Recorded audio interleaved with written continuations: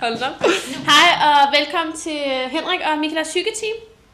Yep. Vi har i dag 2 gæster med os. Lærke og Natasha. Yeah. Og de taler på vegne af Obama og Perikles. Kan vi pause det? Nej, jeg tror ikke. Og vi vil nu snakke lidt om forskellene. Nej. Og sammenligningerne mellem Obama og Perikles. Over til dig, Henrik. Yes. Kan du se mig? Yes. Og det første, vi snakker om, det er forfædre. Hvilken betydning det har haft. Og der vil Lærke starte. Ja. Skal du? Skal jeg holde den? Ja. Ja, og jeg snakker om Perikles. Og deres forfædre, de er været store og rige. Kan vi sætte den på pause? Det tror jeg ikke. Det har jeg sagt 2 gange, men ja. Rigdom. Jamen, hvor er det her henne? Jeg tænker. Jeg ved det ikke. Skal vi starte forfra? Nej. Nej. Hvad siger du der? De har været de store rige i Athen, som hænger sammen med det Natasha godt vil tale om USA.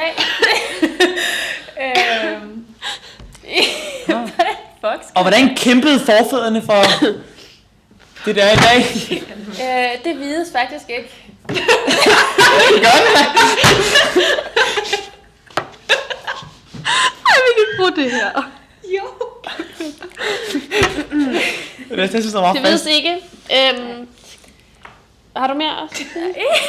Vi går videre til Natasha. Ja. For lige at sådan runde af på Lærke, så tager Lærkes udtalelse udgangspunkt i Perikles gravtale. Og min udtalelse tager udgangspunkt i Obamas sejrstale her fra efteråret. Og det, de har til fælles, det er, at de har begge to, at forfædrene har begge har erhvervet rigdom i fortiden, og det er nutiden meget stolte over. Og så er de både stolte af deres nation og deres historie. Man kan så sige om Amerikanerne. Ja. At de har en relativt kort historie, men sådan på 200 år eller sådan noget, men er stadig meget stolte af det, de nu har. Så skal vi... Så skal vi snakke lidt om... Der blev mørkt. Om identitet. Ja.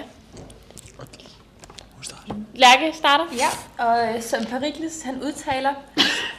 Perikles... Det tager navn. Videre! Altså.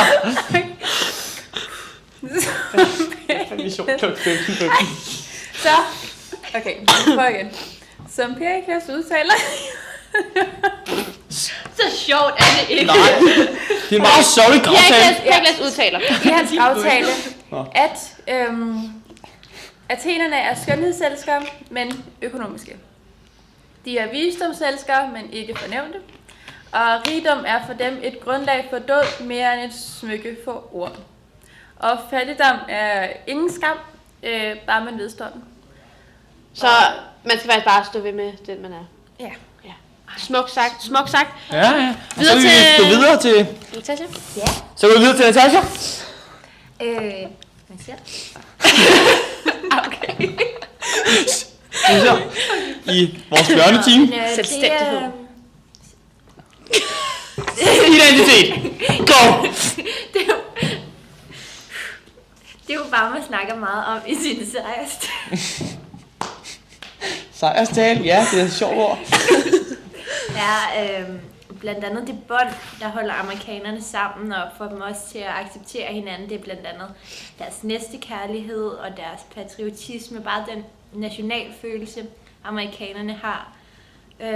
Den måde Obama ligesom kunne samle amerikanerne om det her valg, om det valg, de har truffet, sådan så de samlet kan se fremad. Han nævner også, at han har været henne og sige tak til Romney, tak for en god valgkamp.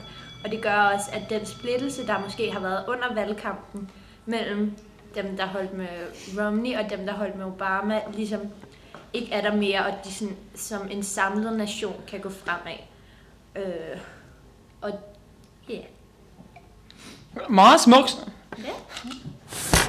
Meget smukt sagt. Og så vil vi snakke videre om... Der har jeg altså ikke særlig meget. Velstand og økonomi. Lærke. Og vi kunne også lave lidt om i det, så Natasha hun også startede her. Det skal vi godt sige. Det er en god idé. Lidt afveksling i vores Lidt program. afveksling. Så Natasha, vil du lige have en drinkpause selvfølgelig, og vil du så begynde? Ja. Værsgo. Ja, stangen. I forhold til økonomi snakker Obama om, at det er i bedring, og igen, at amerikanerne sammen skal gå fremad.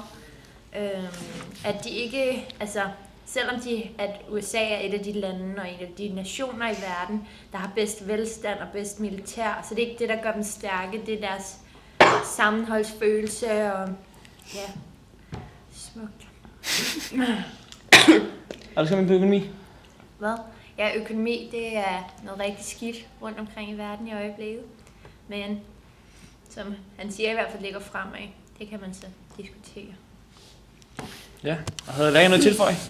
Ja. Jeg kan også holde den. Tak. Skal jeg Og tyve i hornene? Perikles, han mener, at de adskiller sig fra andre modstandere, for deres by står åben over for alle angående det militære, og alle er velkomne i Athen. Og Det er bare 7 minutter. så er det det. Yes! Var det det? Så siger Henny og jeg, vi siger... kan man godt nok ikke se mig, det går nok. Vi siger... Pas på mobilen, Henny. Shit. Vi siger tak for hyggetimen. Yep, der kan nogen. Hej hej.